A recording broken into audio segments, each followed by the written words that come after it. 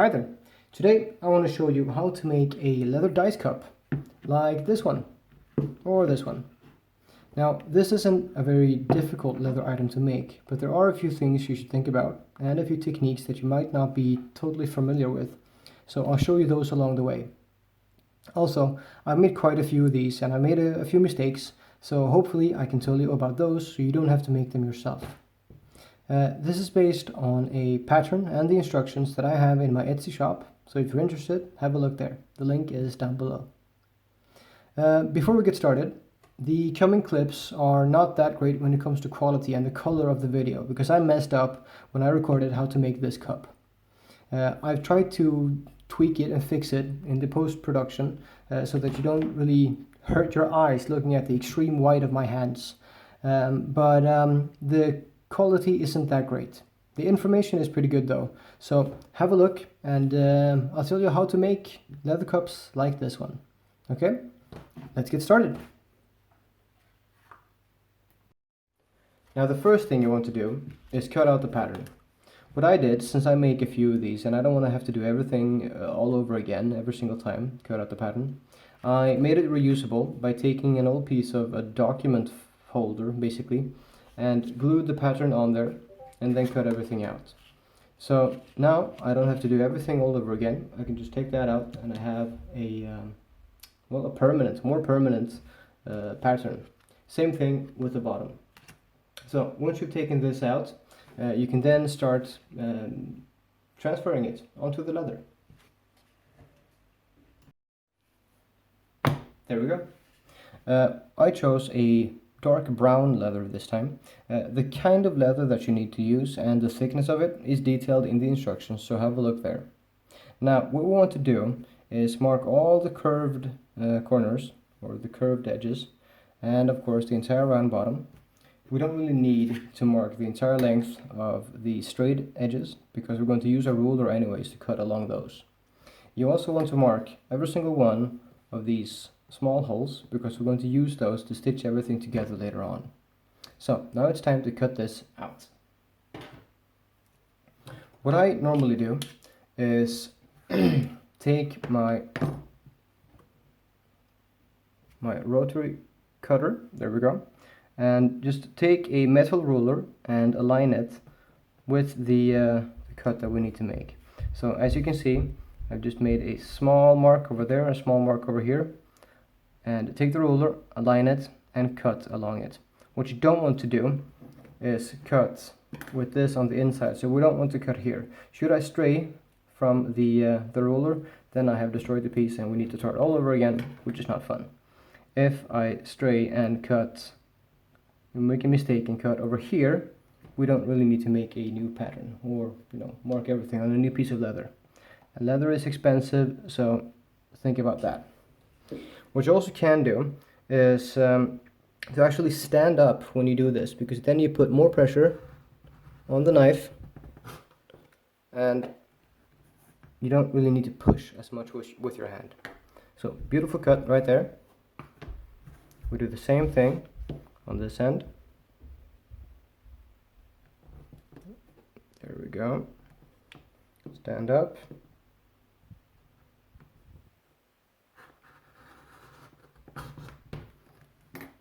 There, also a very nice cut. Now for the curves, we need to be really careful because this is going to be done freehand because we don't have a ruler that is bent like this. So what you can do is have your palm on it and your thumb on the cutter like this, because then you're trying to stop it from moving or being at an angle.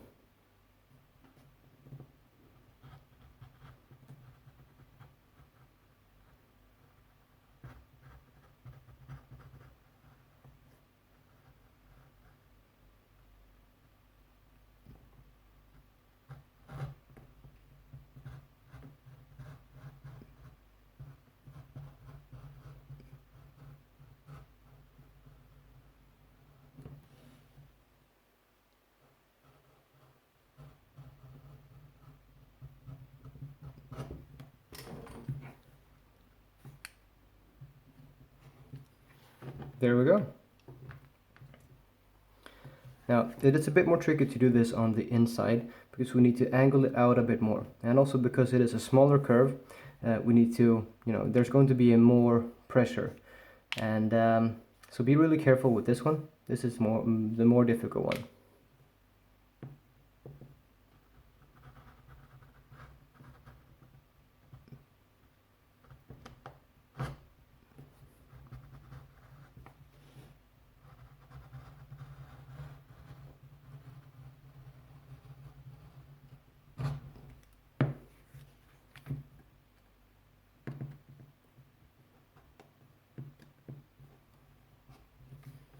There we go. Now, main piece is cut out. We can put this to the side. What you can do is you have two options on the bottom. You can either make a lot of straight cuts like this all around so that you have something that looks like a circle. And then you can use, for example, sandpaper and sand everything out so that it has a more rounded edge all over. That is one option. Works just fine. You can do that. Or what you can do is take a circular cutter, find the middle, and then use that and cut everything around. Okay, you can do that, but then you end up with a hole, or just a point in the middle. So we don't want to do that. I don't want to do that this time. Anyways, I've done it before. There's not really a big deal. What I do is I put my maker's mark in the middle, anyways, so it's not really noticeable. Saves a bit of time, but I'll show you another way to do it. What you can do is just take away the bigger pieces like this, so it's a bit easier to cut later on.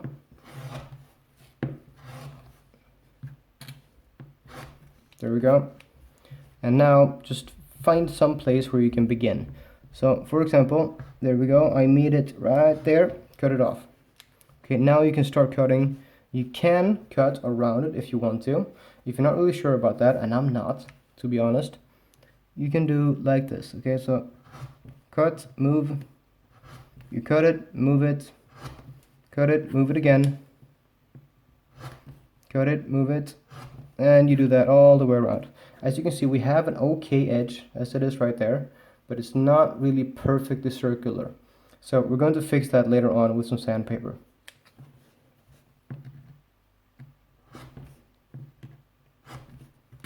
Just make sure when you do this that you don't angle your knife.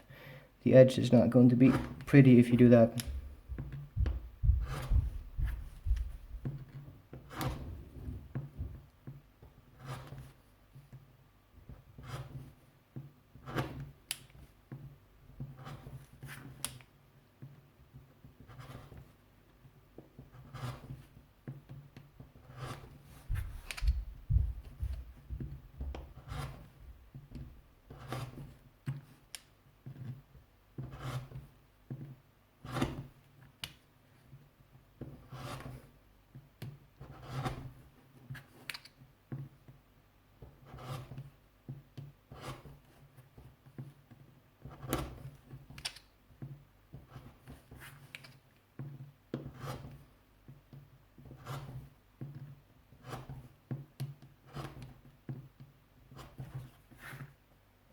There we go.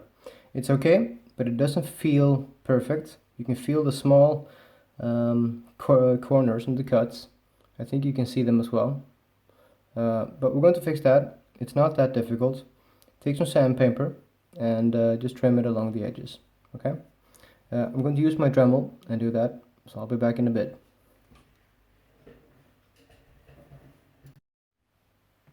There we go. Sanded that down so it is a bit smoother, and we're going to burnish along this edge later on also, so that it is going to be very nice looking. For now, you can put this aside. What we want to do now is go back to the main piece. Now, since we're going to start putting this together pretty soon, now is the time if you want to add any sort of maker's mark or any tooling or any other type of decoration. For example, on this black dice cup, I just added 2 lines up here, which I thought looked quite nice. This one is going to be completely plain, so we're not going to do anything with this. But before we put this together, we want to bevel and burnish this edge along here, because otherwise it's going to be a real pain to do when it is all round. That's going to be very difficult. So what we want to do is take a really sharp edge beveler. Number 2 is the one that I use here, and just bevel the edge all along the top edge. There we go, beautiful. On the front and on the back as well.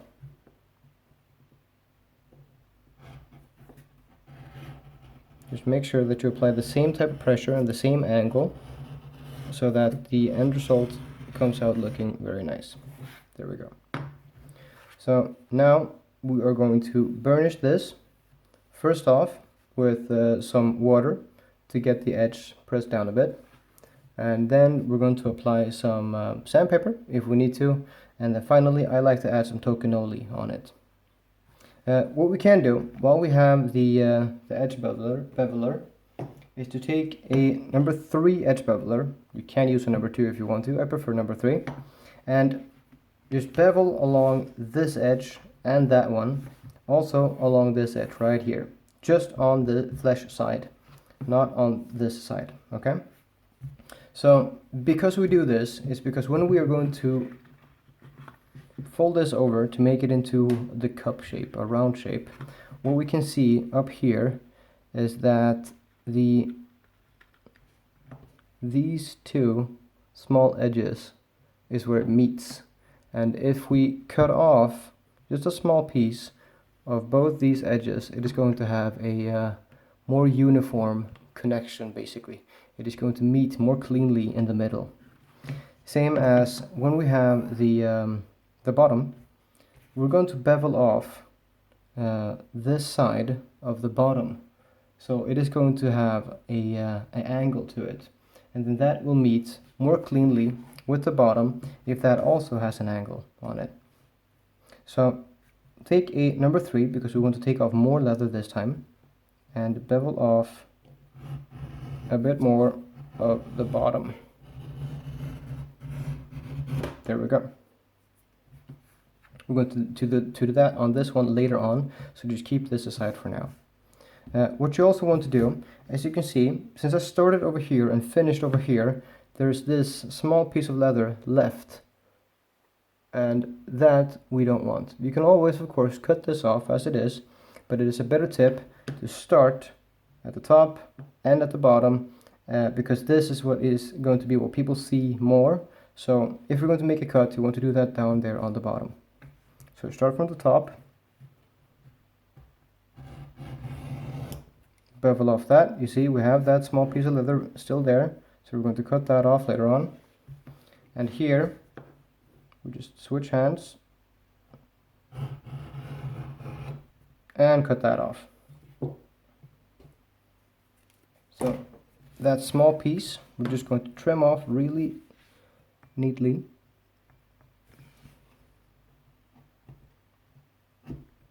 There we go. And down here as well.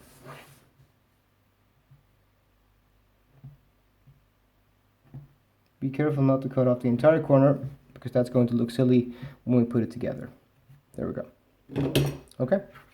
Now it's time to burnish this piece right here. Okay.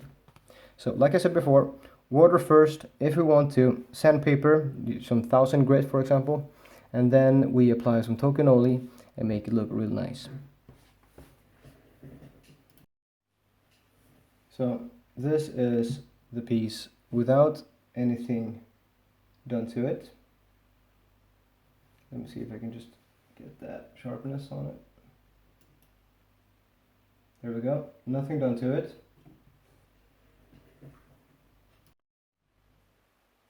Now this is with just water. Looks a lot better as it is right now.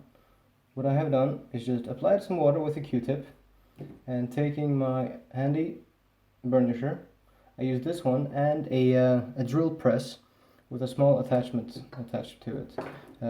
One that is made out of cocobolo wood that has all these grooves for edge burnishing. You can find that on, for example, AliExpress or Wish or eBay. But you know, this one, very cheap. It works just as well. The other one is just faster. So now we're going to apply some sandpaper, 1000 grit, to make the edge be even smoother, and then after that tokenoli.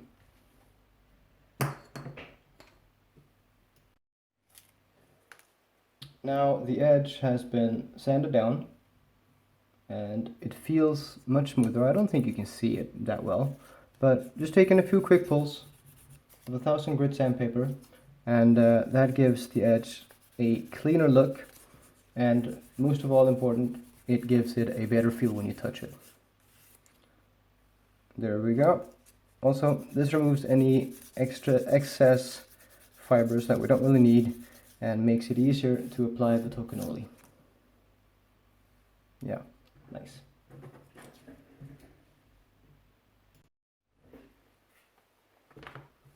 How I like to do it when I apply the tokenoli is to just take a Q-tip. Many people use their fingers, and you can of course do that. It is a bit messy. So what I prefer, take a Q-tip. You don't need too much. We're going to use this all over the piece. So just wipe that off. There we go. Make sure that you don't have any on your fingers. And just lightly apply this on the edge. You don't really need that much. And if you use too much, it is going to come off on either the front or the back, and it's going to show. So make sure that you don't have too much. It's better to apply more than one coat if you're not happy than having too much and it's just going to fly and be all over the place when you're actually going to burnish it. So that's not much at all. We can see that, and we can leave it as it is. Nothing on the front or the back. And where's my burnisher?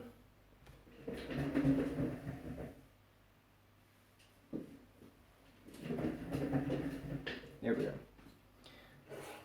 Now, we can just do this by hand. Don't really need to do much, but just start, rubbing this down. Put some elbow grease into it. As you can see, when it's starting to push over onto the edge, just take your finger, run it along and up like this, and just take that off. We don't want that to be there. Same on the other side. As you can see, it is a bit darker over there. That's because some of the tokenoli ran off downwards, and we don't want that. So try to push that off. Just keep on going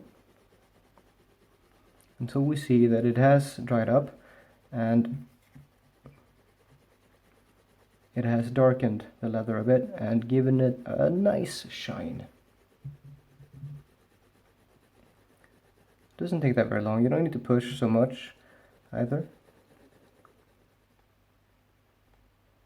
Be extra mindful on the edges because we don't want those to be missed out. Oh yeah, very smooth. We can see that maybe we need to apply some more over here because it is a bit lighter than the rest. Hopefully you can see that. If you need to, just take a quick small dab, paint on some extra, and keep on burnishing. Wipe off the excess.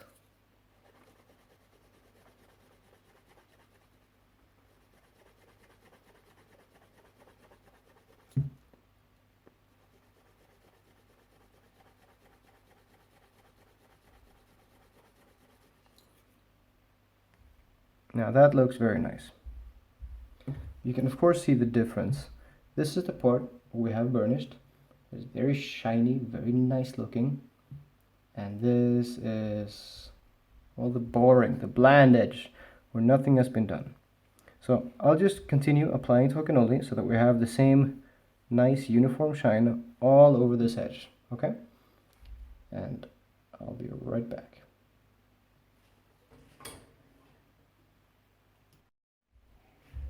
And there we go. The entire top edge is burnished and it feels very smooth when you run your finger along it. It is shiny and it looks nice. Now, you might be wondering if we're going to burnish and bevel the sides and the bottom as well. I don't really think you need to, because they're not going to show anyways. If we have a look at this one that I made before, much of the inner edge is being covered by the stitches, so it's not really necessary, I think, to bevel and burnish that side. You can of course do it along the bottom as well, but I don't think there's a point either, because it is not going to show when you cover it with your stitches. If you don't want to cross stitch like I have here, maybe you want to do it, but I like to cross stitch, so I'm going to not burnish and bevel those stitches. So basically the main piece is almost done. What we're going to do now is to take our hole cutter and basically on the smallest setting punch out every single hole along the edge like this. Make sure when you do this that you really are in the middle of each hole or marking, because otherwise the stitching is going to be offset, which is not going to be very nice looking. Okay, so I'm going to punch this out with the smallest hole that I have on my rotary cutter. That took some time. It's not the most fun thing to do. It looks quite nice. What you can do, instead of having these big holes, which is an aesthetic choice, and it is a bit easier to sew it together also if you have these big holes. What you can do is take a stitching chisel and just mark everything along this edge also, and then when you get to the bottom, you need to make each hole individually. Not the most fun thing to do. It is described in Al Stallman's books, but this is easier. I think it looks good also, and these holes are specifically designed because they have the same amount of holes here as it is around the bottom, so it's going to match up perfectly. A lot less work for you guys to do since I did it for you. Now, what is going to happen is we're going to sew this. Sorry, we're going to sew this together. So since we beveled off this edge here, it is going to more cleanly fit together when it is stitched shut, which is going to look a bit nicer in the end. So we're going to start up here and end down here, that is because we're then going to continue when we add the bottom. We're going to start off same holes down here and then continue around. What you can do is you can have a really long piece of thread and just continue with the same thread down and around if you want to, but that is sort of a hassle, and if you find out at the end that you don't have enough thread, you're going to want to hurt yourself. So what I do instead, easier, it doesn't show anyways, is to have two pieces of thread. You sew this together as it is right now, and then you fix the bottom. When that is done, you sew it on with a new piece of thread. Can do that now, okay? So to make things easy for you to see, I've chosen an off-white thread, 0.8 millimeter polyester thread, I think, or nylon. I think it's nylon, yeah. So we're going to take this, add a thread to it, both sides. A small tip when you do this is once you have pushed in the thread in the needle of the eye, pull it out a good bit, and then you pierce the thread again with the needle, because then you don't need to, there we go. If you have it like this, you can do it again if you want to, but you don't really need to. Just pull this down onto the thread and take the thread and pull it closed. You don't need to spend time and make a knot, because you have that and it is stuck. So just a quick small tip.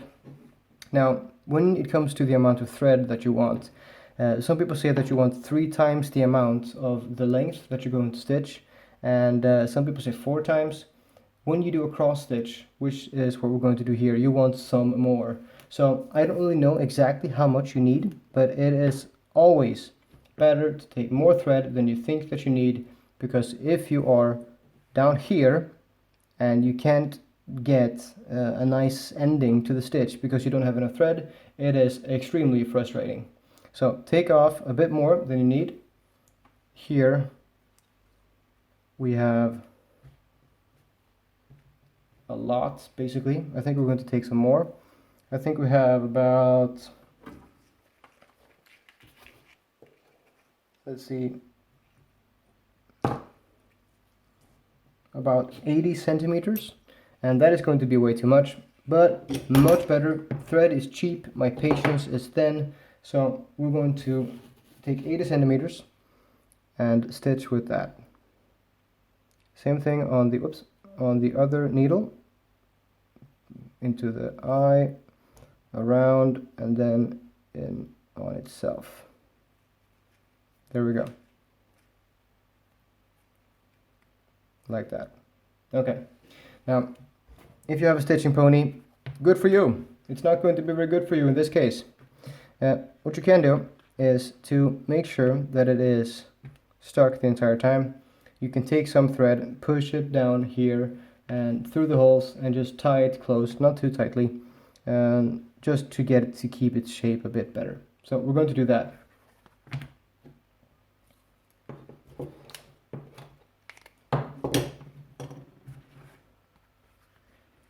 Otherwise it's going to be annoying when you try to sew it together, it just moves too much. But after 2 or 3 stitches it is going to be fine, but the beginning is always the worst.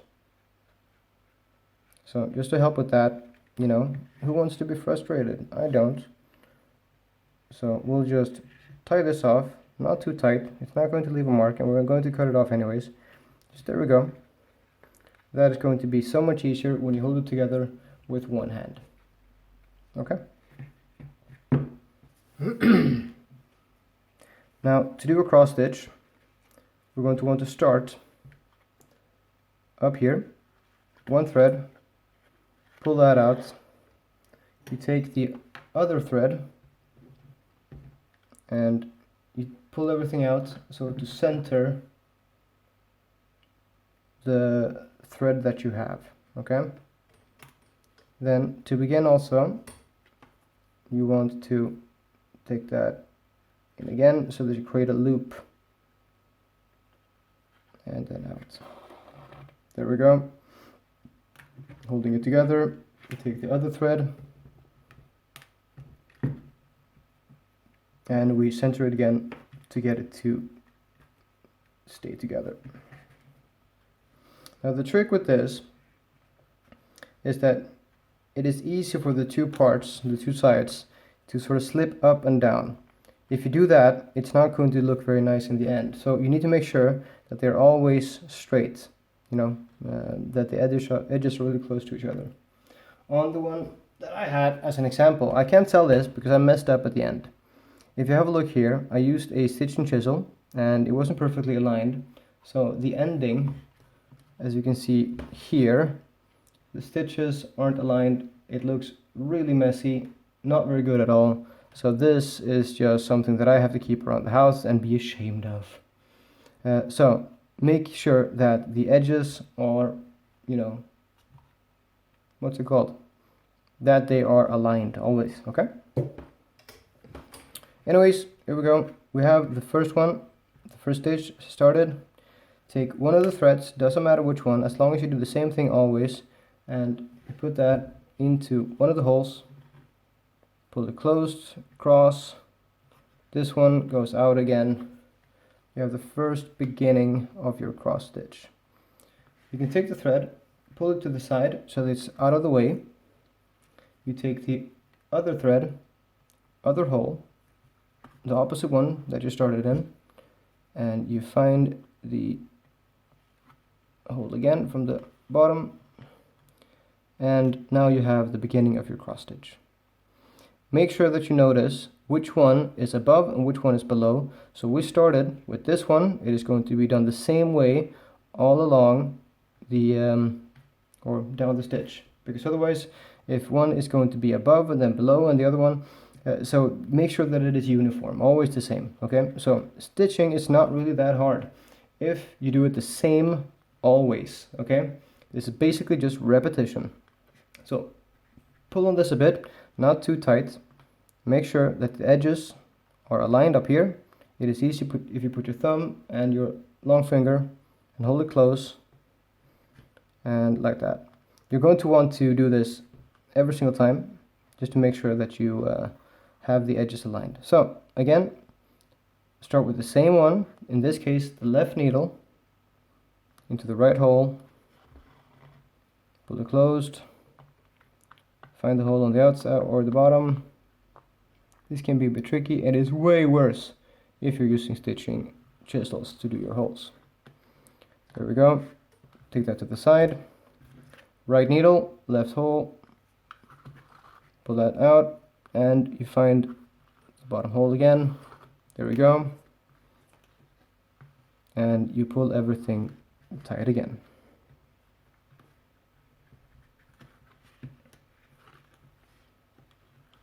Make sure that the edges are aligned. And then you do the same thing all over until you're done.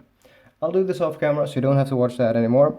When it comes to the end, we're going to end it in a special way. Okay, I'll show you that when we get to it.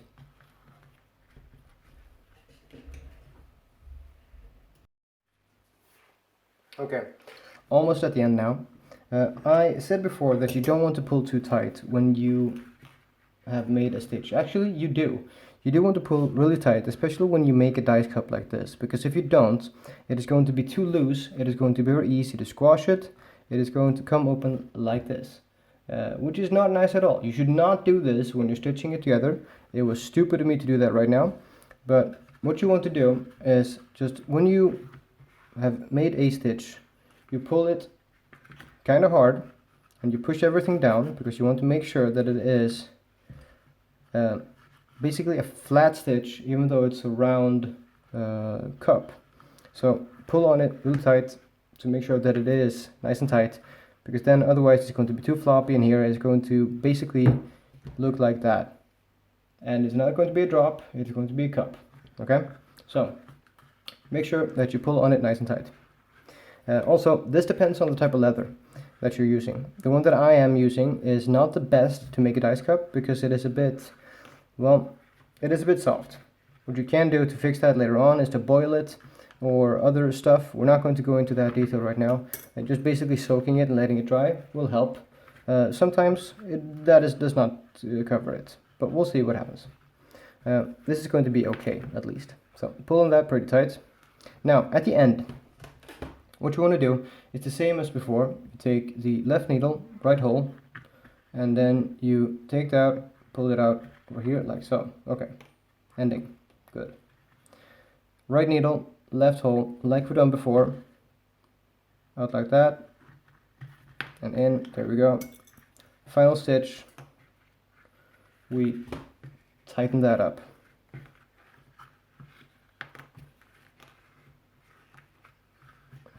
And we push it down again. Looking good. So we want to make this look the same up top as it is on the bottom. So pull on that. It's not going to look exactly the same, but it's going to end with one thread, or two in this case, going across.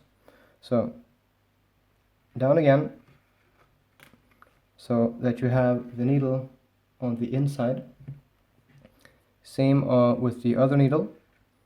So now we have two threads, and we have just one up here, but that doesn't matter. What you can do when you start this is you can make a double loop so that it is completely uniform, because then you have two stitches up here and two down there.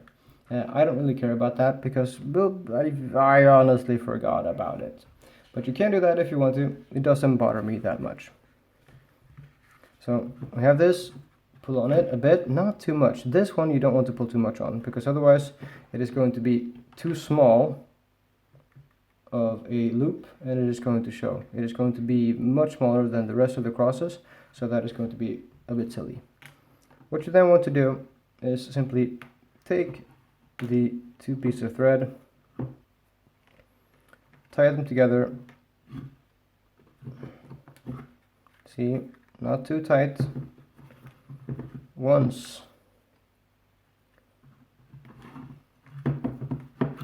twice. That should do it. We're adding a third one just to be sure. I bet there are nicer ways or more clever ways to finish off a stitch, this one works.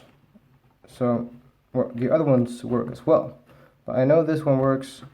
I've never had a dice cup come undone here, so this will work. Especially since what we're going to do now, we're going to cut this off, maybe 2-3 millimeters out, and then we're going to burn the edge, or burn the ends of the thread. We can do this because it is a nylon thread. You cannot do this if you have a waxed linen thread. So, I don't think anyways. So, cutting these off and just burning them off. Okay, like we said, 2-3 millimeters out. Does not need to be much. There we go.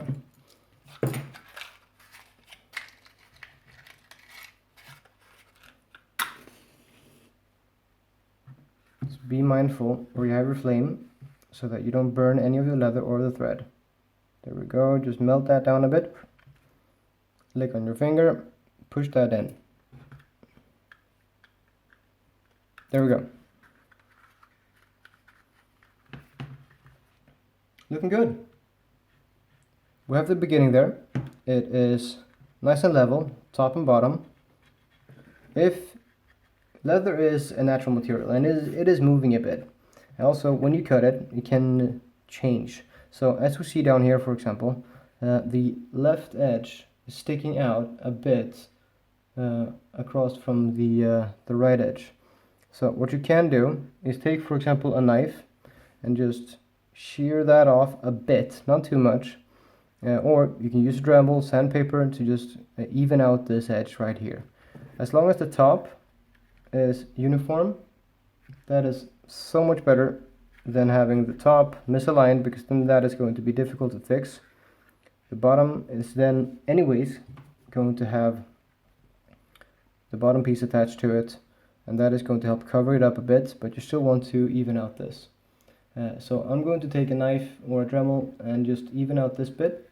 Then we're going to have a look at how we're going to make the bottom look a bit nicer, and what we need to do to make this fit a bit better, because right now it is a bit thick. So I'll fix this and then we'll get back to the bottom.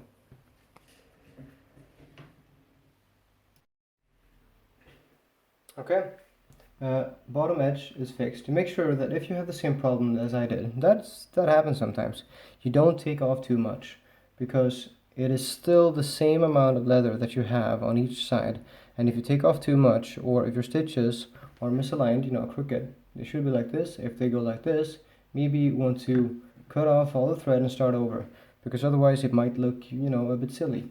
For example, the one that I did before, I did that, didn't really think about it until it was done, and as we can see here, the final stitch is completely misaligned. The bottom here does not look very good at all, so I'm just not happy with it. And of course, all your things that you make, they should be, you know, if you're not happy with them, you don't want to use them. So make sure that you do it right from the beginning. And good for you, I made mistakes, so I can tell you about that. Now, this is almost done. What we need to do is fix the bottom. So put that to the side and take the bottom again. Now, we have now rounded off and sanded this edge. What we want to do now is make sure that it looks a bit nicer. Also, because it wasn't perfectly circular, we had these small ridges before, we're going to want to fix that as well. A bit more even if we sanded it. Now, this is a bit thick. If we put it on the bottom like it is right now, it is going to stand out basically. You can have it like this, and if you burnish all along the edge, it doesn't really show because it is going to be a bit darker. You can also dye the edge if you want to, so that it doesn't stand out as much. But I think it is a bit too thick. You can have it like this, it is personal preference. What you want to do, if you want to make this disappear a bit more, not have it stand out as much, you can actually skive off the edge and make it a bit thinner, just along the edge, and that is not very simple to do, but we can try it. There are a few different ways to do it. Maybe my way isn't the best, it's because I don't have a skiver. I have a skiving knife. I'm not the best with this, but I'll show you how I do it, and it works. So what we want to do is either you punch the holes now, or you can leave those till later. I don't really think it matters. So you'll take it off, put it down, flesh side up, grain side down. And what we want to do is start off with a number 3 edge beveler, because it is going to take a bit more leather off. So steady hand, same angle all the way around, just bevel off the edge. Why we're doing this is so that it's going to be easier to see how much we leave, or to have a uniform edge when we're going to skive it off at the end. There are many ways you can do this, and this is just one. Perhaps you know a better one yourself, then use that. There we go.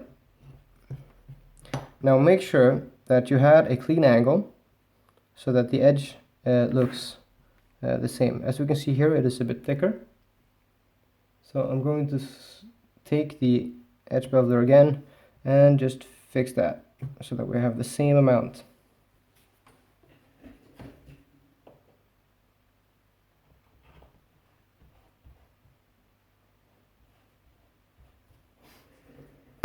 There we go. Looks the same, sort of, all around the edge now. And what I do, I have taken my skiving knife, sharpened it so that it is ridiculously sharp, and what we're going to do is just put it on the table. Since I don't really trust my hand, it is going to be on the table. I'm going to push it down and just angle it so that we're just cutting off everything that is above the bevel line. Let me see if I can show you a bit more clearly. If I hold this up, there we go. When we beveled it, we actually split the leather in the middle, so we have a line here.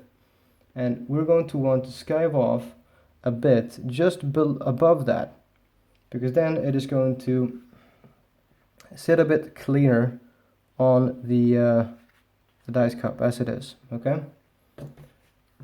Like I said before, you don't need to do this. You can just put the bottom on as it is, but angle so that you have it about the same amount of millimeters from the table as the edge, or what's left when you beveled it.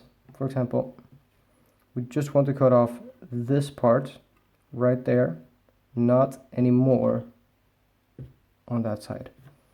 I'll show you.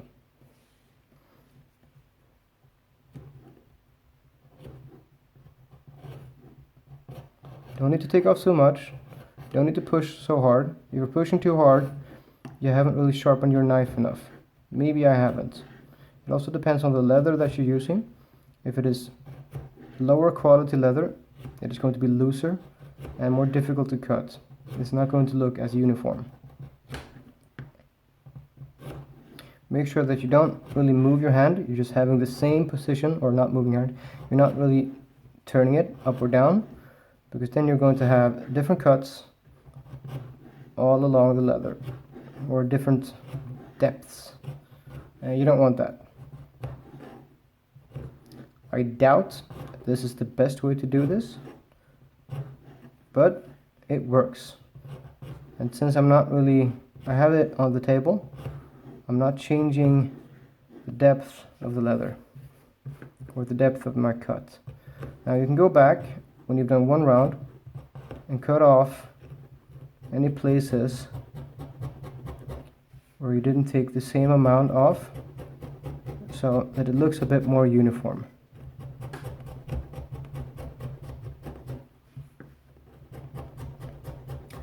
This is going to be the bottom, so it's not going to show as much unless you really look for it. Of course, you want it to look as good as it can be, so if you want to, you can just apply some tokonoli to the entire bottom if you want to, and just rub that in, because then you're basically going to hide this, well, these cuts, so it's not going to look as pronounced.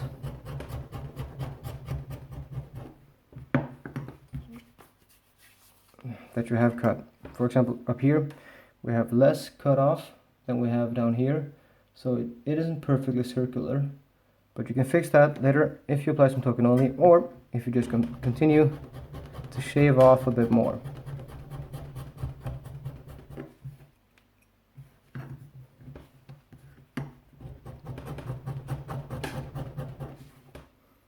Like I said, perhaps not the best way to do it, but it works.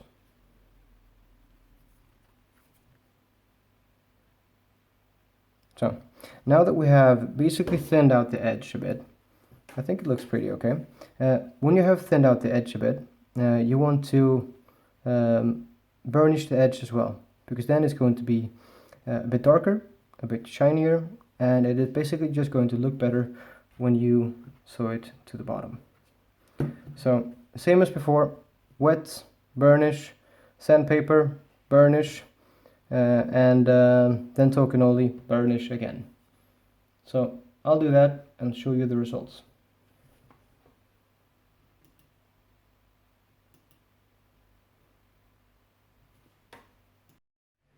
Alright, the edges are polished and they look considerably darker right now than they did before. You can also compare it to the bottom, which is lighter. Edges are darker, much shinier, and feel very smooth.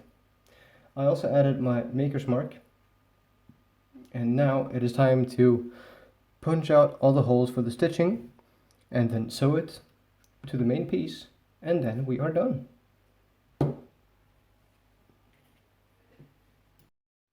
Alright then, now this is done. I burnished the edges so that they are a bit darker, more polished, and they simply look a bit better.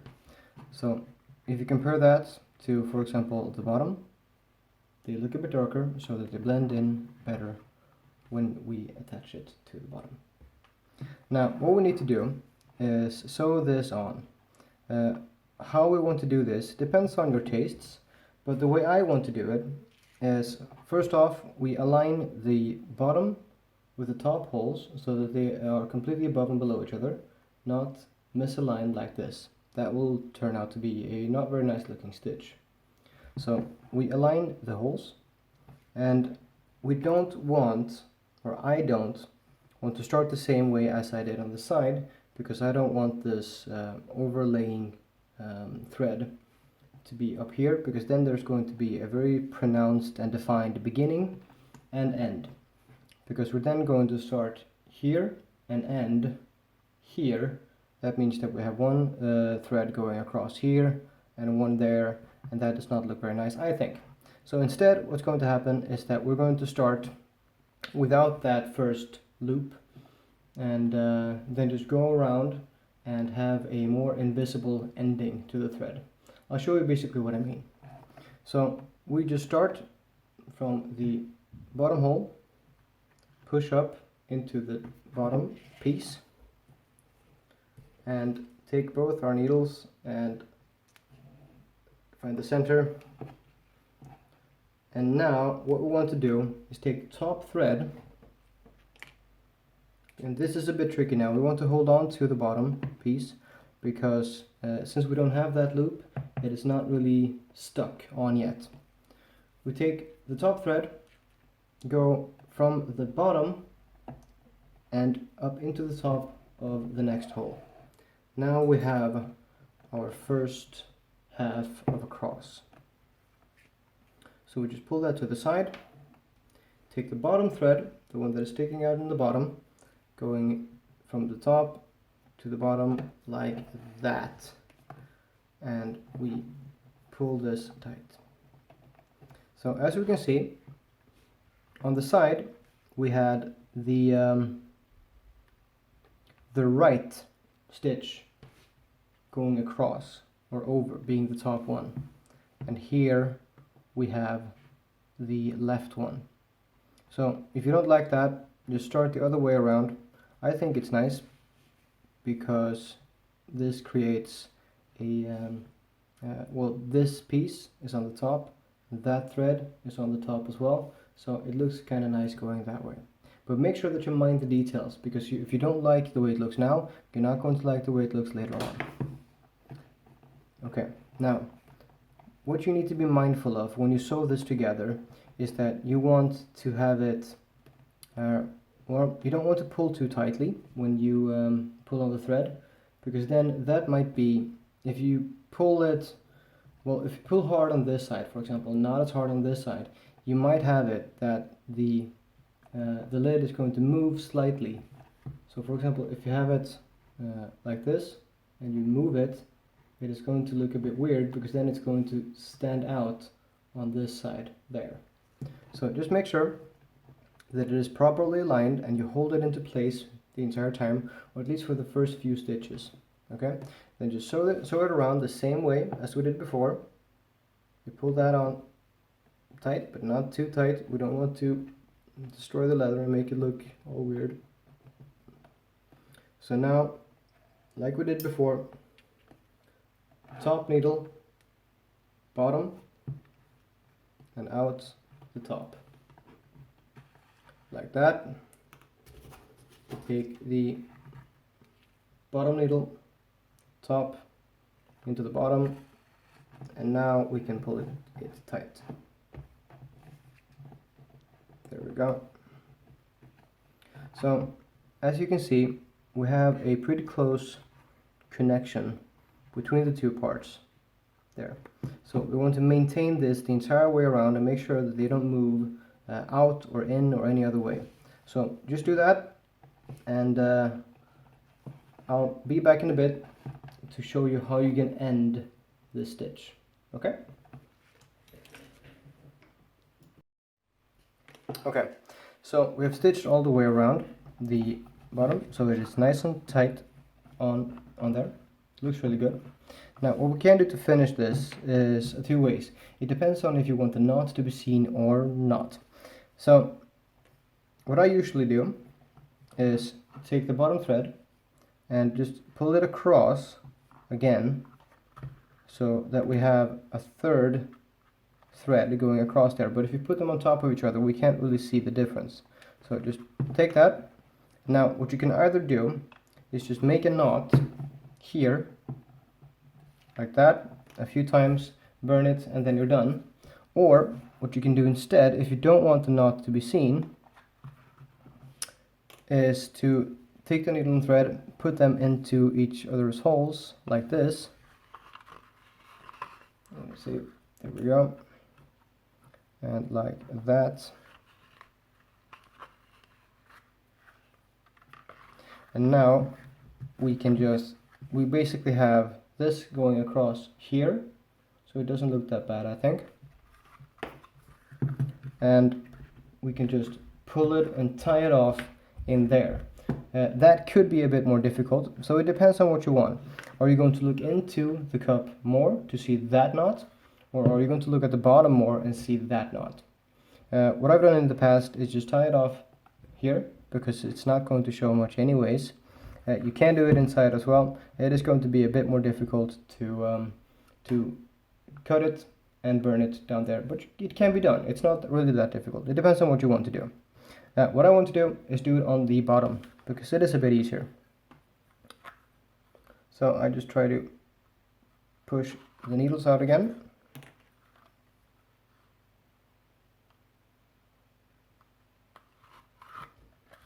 Like that. Pull it tight.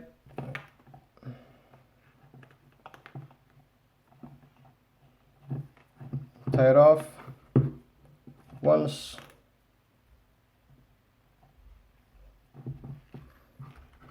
Twice.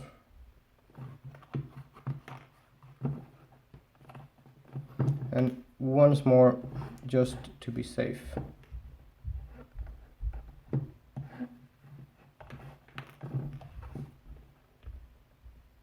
There we go. Now, as we did before, cut it off 1 or 2, 3 millimeters from the knot. Take a lighter, matches. Be mindful of the flame so that you don't burn the thread. There we go, just burning it lightly and pushing it down.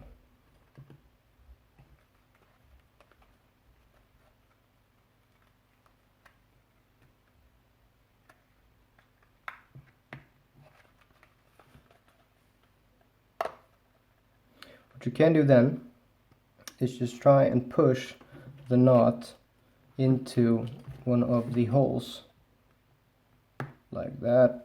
Let me see. Sometimes it works, sometimes it doesn't. It depends on how hard you pulled when you made the knot, or how much thread you have left. Sometimes it works. If it does, it's nice. Otherwise, it doesn't really show that much anyways. It is a thread. It isn't big.